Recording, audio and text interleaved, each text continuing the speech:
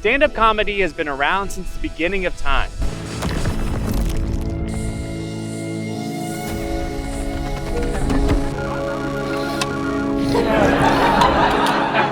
But now we're here in present day. And I think I want to try.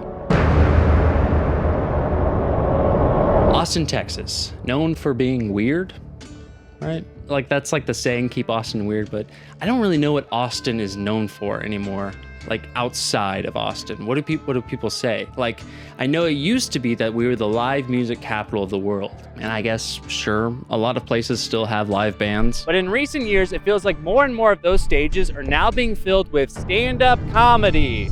Austin used to be considered like a tertiary market comedy-wise. You know what I'm saying? Like it's like a smaller market where new comics can hone their chops before they go off to a big market like Chicago, LA, or New York. Then something happened.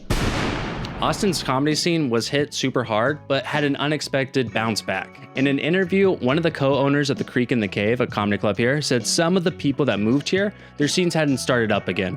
Austin was really one of the first to get going again after the pandemic. And that momentum kept building in part due to the influx of some popular comedians that I'll refer to as Joe Rogan and friends. Listen, there's a lot of commentary on Joe Rogan from people who are smarter than me and dumber than me. But we can all agree that the opening of his club, Comedy Mothership, added fuel to the comedy scene fire. And while we're here, let's talk about comedy clubs. I'm gonna separate these into 4 categories. The first is theaters. These are the huge spaces that touring comedians perform in like Moon Tower Comedy Festival or throughout the rest of the year. We have the Paramount Theater, the State Theater, and Bass Concert Hall. There's more, but you get the idea. Second category I would say is big clubs. And by big, I mean literally in size. There are 3 clubs I'd put in this category. We've got Comedy Mothership, Cap City, and Vulcan Gas Company. The lines get a little blurred because there are theaters with large seatings, but not as big as these. It's kind of a generic cutoff, but like, oh, this one could fit 200 people, but these could fit 300 people.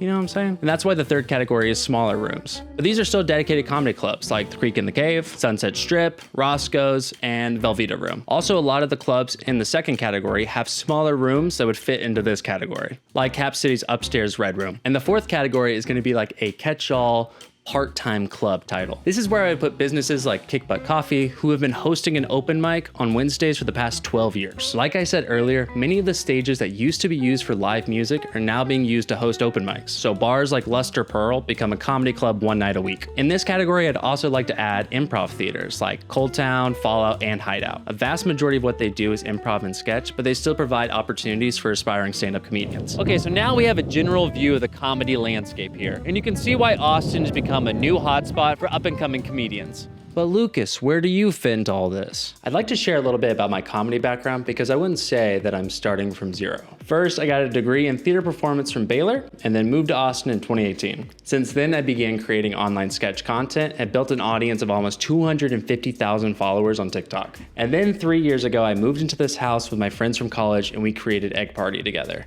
Working together, we create really high quality online sketches and have gained over 150,000 followers on our house channel. And we also perform live shows. We do sketch and improv at a bunch of theaters that I mentioned earlier. All that to say, I have a long history of performing, but even with all my experience, stand-up is still scary. Back in December of 2022, I did my first open mic ever. Then I never did another one. It didn't go horribly or anything. It was just like what I was saying before, it was scary. So I decided to spend my time on creative projects that felt less threatening. Then in the summer of 2023, I took a stand-up class at Cap City, one of those big clubs I'd mentioned before. The class was great, and then I performed in my class showcase, and then I didn't perform stand-up again for the rest of the year. Now here we are. It's July of 2024, and I'm ready to jump in. At the beginning of the summer, I gave myself a goal of 20 sets. Now I know I have some upcoming improv shows, clowning acts, and character shows that I'll be doing, leaving me with 10 to 13 sets that need to be filled with open mics. Look, every comedian says open mics suck, but if you have the right attitude about it, they can suck in the way that going to the gym sucks. It hurts, it's uncomfortable, but in the long run makes you stronger and more confident.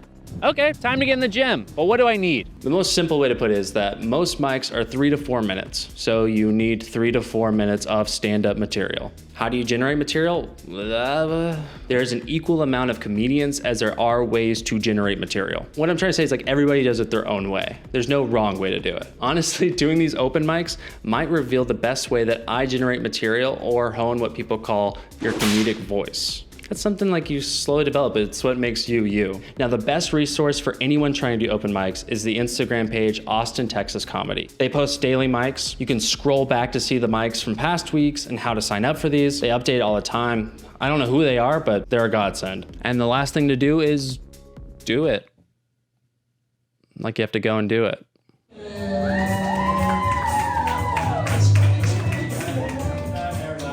Okay, I did it. In all honesty, I was still scared. I think I can be honest about that, but that feeling is slowly going away. Did I get some laughs? Yes. Did some lines that I thought were gonna get laughs not get laughs? Also, yes. That's why it's important to film yourself so you can learn from your set. I feel like every time I'm up there, I'm almost blacking out. So there's no way I could accurately remember what parts did well and what parts didn't. But I'll be saving that for the next video. Hey, if you watched this far, I appreciate you. And if you feel so inclined to like, comment, subscribe, all the YouTube stuff, I'd appreciate that too. I hope to keep making these and then one day be a world famous comedian, duh. Thanks y'all, bye.